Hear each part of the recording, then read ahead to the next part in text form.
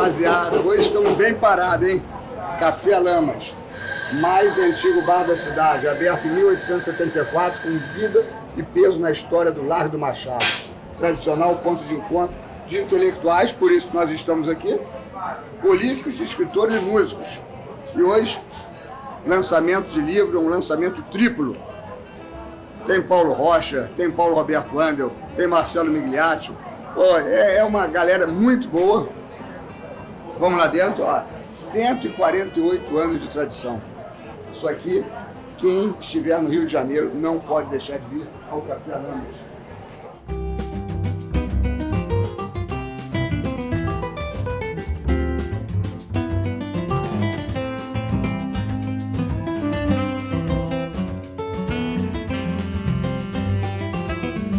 Chegamos aqui, eu falei ali no início que aqui é um ponto de encontro dos intelectuais da cidade. Intelectual falou Mauro Ferreira. Pô, tá de brincadeira, jornalista, o Lamas recebe muito, reduto de jornalistas, realmente, escritores, poetas. Temos aqui a fera, hein? Imagina, tem um sujeito que é genial no futebol, que se chama Francisco Horta, presidente do meu time. Querido amigo, foi meu professor na Faculdade de Direito. E aqui é o André Horta, que é produto do Francisco Horta, filho do Francisco Horta. Está lá na Santa Casa, mas é um baita treinador de futebol. Pegou alguns times aqui e hoje em dia parou mesmo. Hoje eu tá parado, só na Santa Casa mesmo. Parabéns. Um prazer estar com você. Olha ali, Wagner Victor, que isso, olha lá. Esse aqui é fera, hein? Eu quero que agora a gente deixe registrado o seu recorde de gols numa partida. Não, nenhum jogador conseguiu superar. Eu sou conhecido como o maior artilheiro da história da Ilha do Governador. Dizem que o máximo que foi numa partida foi Pelé com 8 gols e Dario com 8 gols. Eu fiz 19 numa partida. Foi um jogo Penharol e Franco Job. Era um campeonato de aterro bem tradicional, no campo lá no Corredor Esportivo. O campo até acabaram com o campo. O campo jogou Didi, jogou Garrincha, jogou Nilton Santos. Eu fiz 19 gols, a partida terminou 29-0, houve um favorecimento da minha parte, mas eu era realmente um cara, uma águia no ataque. O nome não era Wagner Victor, era Galo, sobrenome Granja, mas fiz 19 gols e tem testemunhas. Isso acho que a gente pode até qualquer hora pensar, porque hoje você tem um advento de poder gravar, né? Mas na ocasião eu fiz gol de tudo quanto é maneira. Perna direita, perna esquerda, de cabeça, porra, só de falta.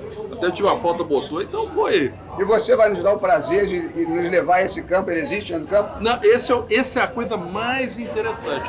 O campo próximo ali tinha 2 campos, esse campo, que tinha até uma casuarina no meio, e tem um campo que é do Verzul, que esse ano completa 50 anos, vocês fizeram até um trabalho. Exatamente. Bom, esse campo, a partir daquilo ali, porque todo campo você busca superar alguma coisa. Aquele campo ficou insuperável depois dos 19 gols. E o campo, quando fizeram o Corredor Esportivo, o César Maia transformaram hoje num bosque, o bosque do Seu Hilário. Mas essa história é famosa e, melhor de tudo, é verdadeira. É verdadeira. E tinha uma árvore no meio do campo? Tinha no canto, uma casuarina, a árvore está lá até hoje. Uma das pessoas que me marcava, depois vou mandar essa gravação, é o Urquiza, o atual presidente da Bodytech, era o zagueiro que marcava Nene. E tanto que na final, que afinal nós perdemos, nós fomos vice-campeões, eu tive que ser expulso. Porque, porra, não dava, pra segurar. O cara, eu realmente era uma lenda no futebol, né? Eu segui outros caminhos, mas, pena que não tem isso. Mas por isso que existe o Museu da Pelada. Nós vamos lá fazer a matéria com você. Por isso que existe o Museu da Pelada, entendeu? Então, Pelé e Dario, meu irmão, eu não joguei igual 19 gols, vocês não fizeram. Eu fiz. Está registrado aqui. Um abraço. Chegamos aqui, ó. Eu falei pra vocês que aqui é lugar dos poetas. Ó, o cara que usa uma boina dessa, ou ele é documentarista, diretor de cinema, ou o que mais? Qualquer modelo. Escritor. Romualdo Aires, professor, meu amigo de faculdade, hoje um dos grandes professores do Rio de Janeiro, lá da Escola Superior de Propaganda e Marketing.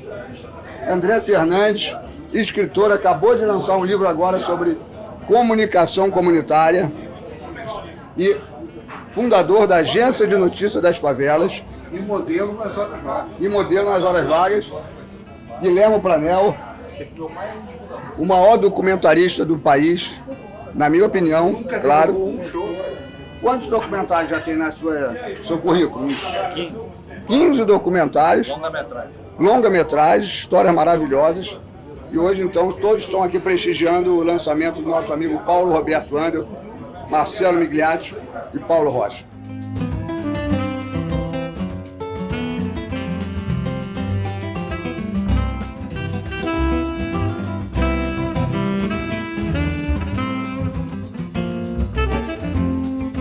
Olha que maravilha isso aqui, ó. O chopp sempre chega na hora certa, que é um motivo para ser comemorado. Salute. Aqui o cinegrafista pode pegar, não tem problema. Aqui, temos aqui, ó, a mesa do lado também. André Fernandes, Guilherme Planel, dupla de peso. Saúde. Saúde. Temos ali o nosso querido Silvio Almeida. Silvio Almeida, não perde um lance. Só na atividade. E isso aqui é para comemorar, porque 2 livros ao mesmo tempo, um lançamento duplo. Olha só que maneiraço. Eu adorei os títulos. Primeiro aqui, Maracanã, Ibis, Esfirra, Fla-Flu e outras histórias. Crônicas no Museu da Pelada. Olha que coisa linda. Polaroids do futebol carioca. Paulo Andel, Marcelo Migliaccio e Paulo Rocha. Cadê o Roberto? Não deu, né? Ficou apertado. Cara, olha, cara, isso aqui, primeiro, se você ser do time do Museu da Pelada, pra gente é muito orgulho, que você é um craque, né? E, cara, parabéns. Escrever livros, eu sei que isso aí é uma especialidade. Quantos livros já? Ainda lembra? Cara, provavelmente 37. Se somar as parcerias, né? Só deve ter uns 30, e os outros são... Sobre o Fluminense, quantos? 21. Olha que coisa linda. 21. Fala, onde nós estamos lançando esse livro, esse lugar histórico? Cara, a gente tá no Café e Restaurante Lamas, né? O Maracanã dos lançamentos literários, é o restaurante mais antigo do país de atividade e é o restaurante também que mais recebeu lançamentos de livros, certamente da história do Brasil. Toda a nata intelectual do país, em algum momento, já fez lançamento aqui. Então é uma honra múltipla. Lamas, livro, Museu da Pelada, é tudo junto. E o Lamas também, ele tem uma coisa especial, porque ele era um local de comemoração de títulos, né? Nos anos 40 e 50, porque por essa proximidade do Fluminense, do Flamengo e do Botafogo. Ficava aqui tudo nesse satélite aqui, né? Então, se usava antigamente quando o clube conquistava um campeonato carioca, via-se comemorar aqui, né? Então aqui isso aí é um lugar meio que não é particularmente de uma torcida só, né? É de toda, né? Um lugar de congraçamento. Né? É uma representação do Rio, né? Do futebol carioca, da boemia, né? Aqui tem uma cara disso, uma cara típica de futebol mesmo, dos intelectuais, que muitas vezes se reuniam aqui. Então, daqui a pouco a gente fala desse aqui. Vamos começar por esse aqui. Maracanã, óbvio. São muitas histórias, né? Muitas histórias, muitas mesmo. Muitas. Ibis. Ibis é Ibis, né, cara? É assim, quem acompanha o Ibis nas redes sociais sabe que o Ibis é igual Patolino, primeiro e único, não tem nada parecido com ele. E por que você resolveu escrever essa história do Ibis? Bom, então, né, vamos registrar isso. Estava eu conversando com meu querido amigo Sérgio Pugliese, na madrugada, em pleno WhatsApp, trocando alguma ideia sobre futebol, e de repente um perguntou pro outro o que estava fazendo naquele momento. E aí, eu não me lembro qual dos dois, falou, cara, tô assistindo Náutico e Ibis na reprise. Eu também tô, porra, escreve sobre isso. Aí não somente eu escrevi, é bom que você diga, quando essa crônica foi publicada no museu, nem tinha o livro. Mas não somente foi pra lá, como acabou entrando no livro. E eu falei, cara, o Ibis tem que fazer parte do título, né? Não sei se tem outro livro com o Ibis, tendo o Ibis como título no Brasil, mas se não for o primeiro, é um dos primeiros. Mauro Shampoo tem, né? Mas não tem. Documentário, né? E o livro também, Mauro Shampoo e outras histórias. Ah, sim, exatamente. Simas. Exatamente, Esfirra. Cara, a história da Esfirra é um clássico do Rio de Janeiro. Quando os jogadores eram terrestres, né, humanos, saíam nas ruas, cumprimentavam as pessoas, muito diferente do cenário atual, o centro do Rio fervilhava com jogadores das grandes equipes do Rio. Então era comum você andar, por exemplo, no Saara, no centro do Rio, e se deparar com Garrincha, ou o Nilton Santos, ou outros jogadores dessa época. E um ponto de encontro dos jogadores era a padaria Bacil, que é de 1913, existe até hoje, é uma referência da comida árabe no Rio de Janeiro, no país, e os jogadores iam lá sempre lanchar. Aí Garrincha, que era super frequentador, adorava o lugar, achou na época que a Bacil estava precisando de uma reforma. Lá é um lugar bem simples, uma comida maravilhosa, mas é um lugar bem simples. E aí ele fez uma aposta com quem? Jordão, o grande lateral marcador dele, jogador do Flamengo, na final de 62. Quem vencesse ia fazer o perdedor pagar a reforma da padaria e, mais ainda, colocar as cores do campeão na padaria. Resumo da ópera: o Jordão entubou uma grana para fazer a reforma e a padaria ficou toda coberta com azulejos alvinegros. Ela é assim até hoje, já passou por reformas. Você entra na padaria Bacil, ela é uma sala do Botafogo, porque ela é toda em preto e branco.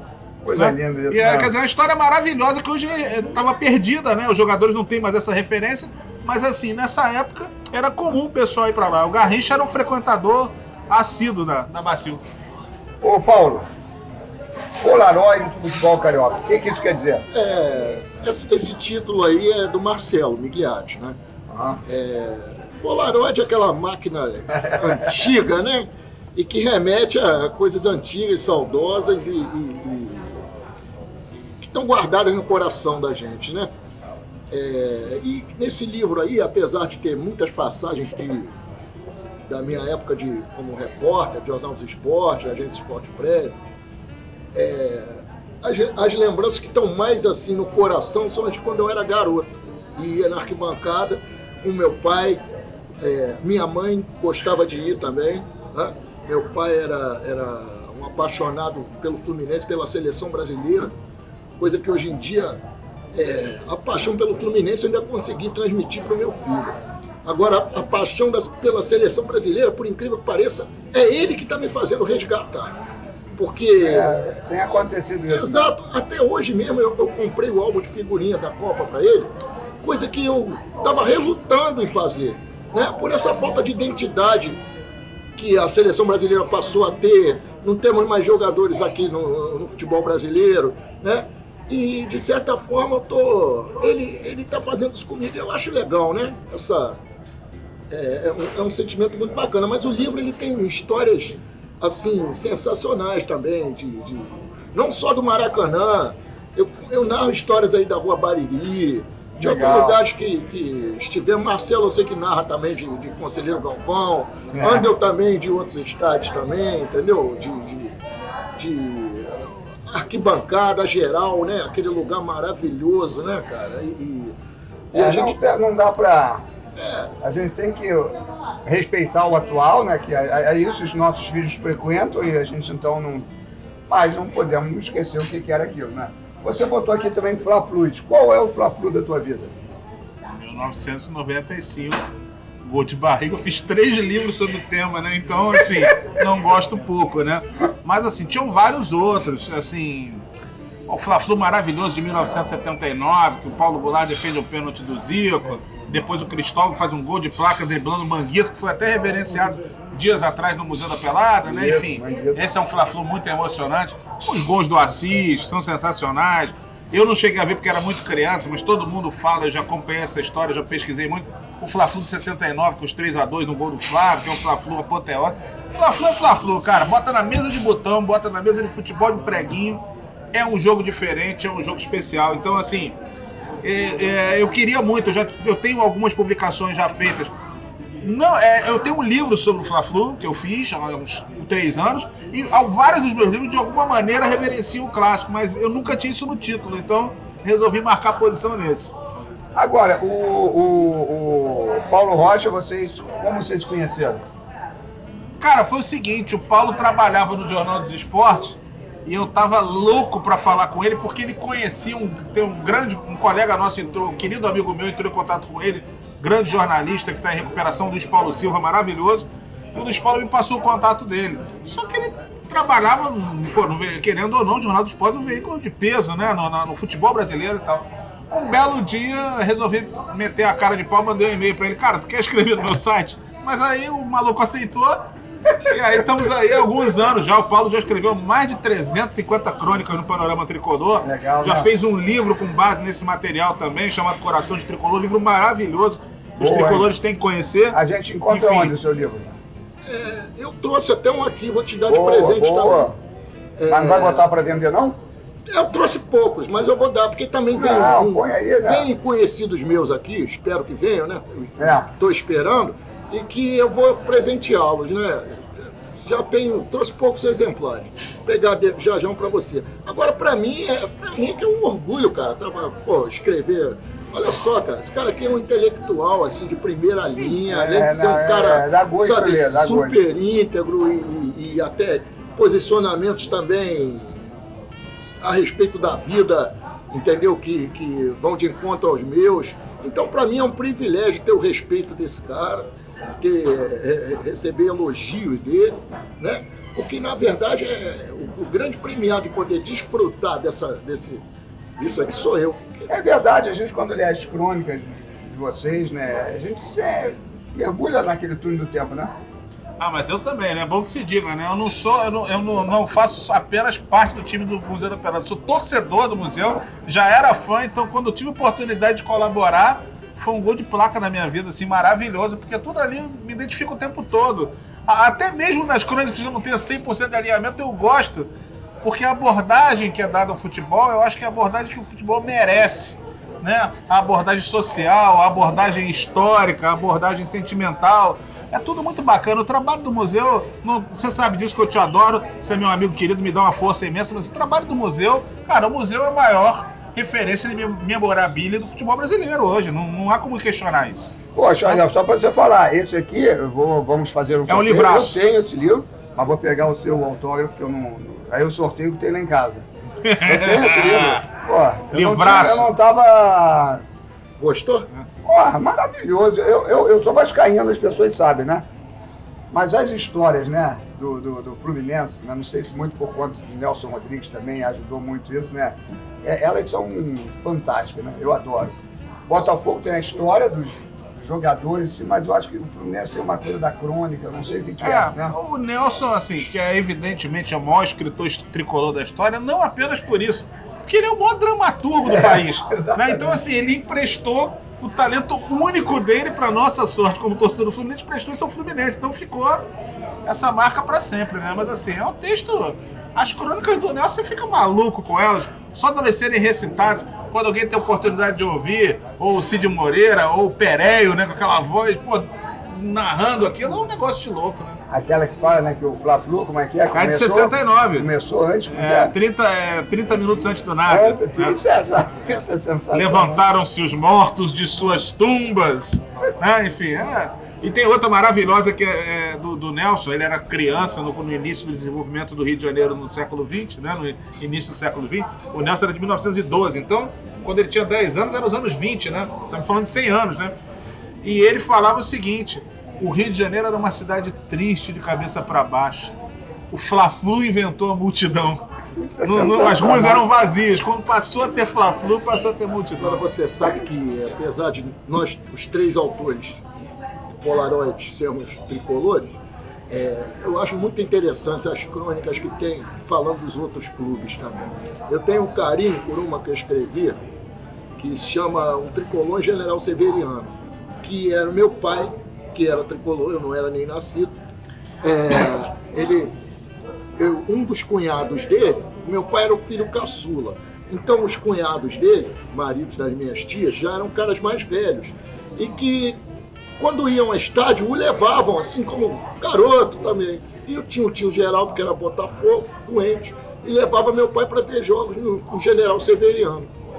E tem uns aspectos muito bacanas, porque ele fala que antes do General Severiano, o pessoal conhece ali do lado do Rio Sul, do lado do Pinel, o antigo estádio, cheguei aí ver treino lá, meu pai me levava para treino de outros clubes também.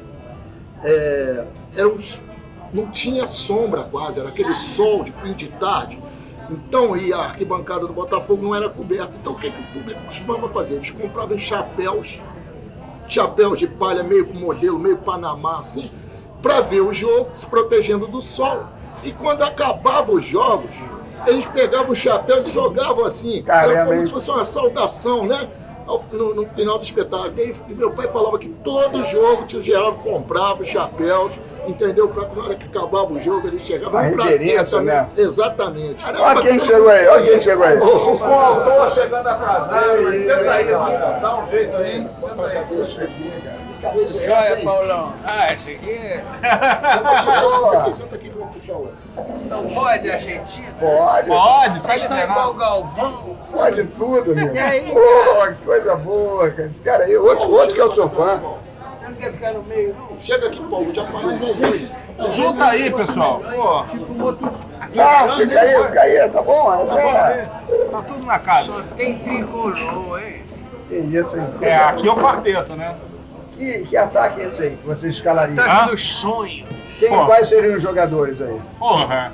Zezé, Mário, Cláudio Adão. Vou fazer o papel de Robertinho aqui. Se eu falar do Gilberto, ele vai me sacanear. Gilberto é meu amigo de Facebook, já me deu entrevista. Eu não jogava que nem ele. Tá morando em Tocantins? Tá morando em Tocantins, uma figuraça, né? Eu tô doido Divertidíssimo. pra entrevistar. Ele é, Doido. cara, ele é maravilhoso. Nós fizemos uma live com ele no Panorama. Além de tudo, você rola de rir, porque ele é muito Tem engraçado. que ver os vídeos dele, né? É, ele faz vídeos Ele é em casa. treinador né? dos moleques. Ele né? tem uma Atlético. escolinha lá, é. Exatamente. Agora, Marcelo, fala aí, esse livro, resume aí Esse na tua livro, cabeça. cara, O que é esse isso? livro tem a coisa mais engraçada que eu vi no Maracanã em 50 anos. Vou contar de novo, pode? Claro, tem que contar, pô. Fluminense, Campo Grande, 3-0, quarta noite. Dando olé no Fluminense. 81, né? O Embora. cara chutou, deu um chutão na bola, caiu na geral. Aí foi o Gandula lá, ficou esperando alguém chutar pro campo. O Geraldino pegou a bola, mas o cara devia ser um Messi da vida. Ele pegava a bola assim, aí ele dava uma trivela pra cima, tipo o goleiro faz. Só que a bola fazia um bumerangue e voltava pra ele. E o Gandula esperando, e já veio o PM também do lado do Gandula pra olhar de cara feia pra ele. Ele, eu tô tentando chutar. E dava trivela e a bola. Aí a galera já esqueceu o jogo, todo mundo rindo. Isso é maravilhoso. Aí vem os PM que ficam na geral e obrigaram ele a chutar direito. Mas, cara, eu nunca vi Cenas isso. que a gente não sai da cabeça, né? Nunca mais. Nunca mais. Aquele Maracanã. Maracanã é uma gente. Disneylândia pra gente, né, cara? Era uma Disneylândia. Tu lembra o primeiro jogo? Tu viu? Brasil e Bulgária, 74. A preparação pra Copa. 1-0, gol de Jairzinho aos 44. Torcida havaiana no Caju. Pra variar. E Ele foi foi- o primeiro jogo. Ele foi um dos jogadores mais vaiados de todos os tempos, né? O tamanho do talento dele foi o tamanho das vaias que ele levava, né? E ele Muito fala bom, isso. Ele fala que em São Paulo, então, era... Eu estudei num livro, eu criança, no antigo primário, eu estudei, no ginasial já, né? Eu estudei livro de comunicação e expressão, uma crônica em que ele narrava a vaia que ele levou no Morumbi em 1970. Isso é maravilhoso. Né? Ô Marcelo, fala aí dos trabalhos que você já tem e também de curta, documentário, essas coisas. Tem um que eu sei que você documentário do América, Paixão Rubra, 2006. Tem o Outro Lado da Bola, 2011. gosta. Maneiro demais.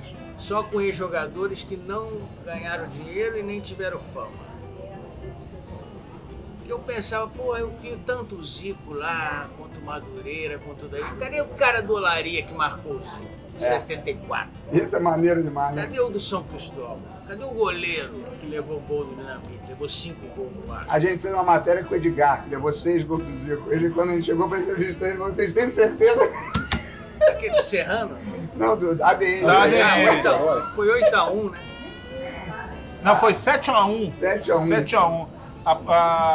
O Flamengo ganhou em 78, ganhou a Portuguesa de 9-0 no Maracanã, né? 8-1, você foi Sampaio Correia. Flamengo Sampaio Correia, brasileiro de 76. E Fluminense e São Cristóvão Cara, lembra, também né? no brasileiro, no Carioca de Caio 78, né? Ah, Caio Caio Martins, Martins, né? Carlos Roberto, que jogava no Fluminense. Jogava fez um muita gol. bola, né, Carlos Roberto? Ah, aí lembrar isso aí. O YouTube ajuda a gente. O Mas YouTube ajuda. o livro desfaz alguns mitos. Qual deles? O principal é a invasão corintiana, que não houve. Não houve. Vieram no máximo 30 mil paulistas, o que já é épico, ok, maravilhoso. Mas tinha vascaíno, tinha bandeira até do América, né, do Corinthians, do Bangu, né? Sim, inclusive é nesse jogo que se cria o conceito jornalístico de torcida arco-íris. E justamente a partir desse jogo. É como o Marcelo falou, é claro que a movimentação da torcida do Corinthians foi excepcional. Agora, se deixar mais 3 anos, vamos dizer que tinham 200 mil corintianos, né? E foi de 140 mil. Vamos na matemática. Eram 35 mil gerais, não tinha corintiano nenhum na geral. 110 mil arquibancadas, ok, meio a meio. Só que a metade do Corinthians tinha 20 mil cariocas, cara. Era uma decisão. O América não botou 100 mil contra o São Paulo? Era Você acha como- que era tudo americano? Talvez como o Bangu e Curitiba, né? Mesma coisa. Também. Mesma coisa. O Fluminense estava ganhando tudo, cara. Os caras estavam, pô, vocês vão ficar chato demais, esses tricolores. Aí, cadeira tudo bem, tinha muito paulista na cadeira azul, eu lembro, que eu fui de cadeira azul. Agora, não chegou a 70 mil, né? Anderson, apresenta o nosso amigo, vai ter livro também? Claro. Paulo Ricardo Paú, escritor, autor do livro, do polêmico livro, O Escândalo do Brasileirão 2013, que tenta explicar aquela história da rodada 38 da escalação do jogador Everton na Portuguesa, que rendeu uma confusão enorme, porque acusaram o Fluminense de virar a mesa, o Fluminense não tinha nada com isso. Enfim, o Paú, ele destrincha maravilhosamente bem, não somente a história, como também todo o processo investigativo a seguir, que foi, o próprio Paú pode falar a respeito disso, mas assim, foi um processo meio... correr pra não chegar, entendeu? Tipo, né? E, enfim, ele pode falar E o de melhor. hoje, vai ser esse livro? É o mesmo livro. Tô pegando aqui uma carona, na verdade, né? É isso. Ah, o escândalo do Brasileirão 2013. Tá vendo que o negócio aqui é alto nível, hein? Hoje não é brincadeira não, hein? Tá parecendo uma Bienal. Esses livros todos podem ser encontrados no Sebo X. Glorioso Sebo X. Qual é o endereço? Praça Tiradentes, 9, salas 601 e 611, Centro Rio de Janeiro. Enviamos para todo o Brasil. Agora já vou aproveitar para pegar o autógrafo de vocês. É muito autógrafo. O senhor também vai querer um.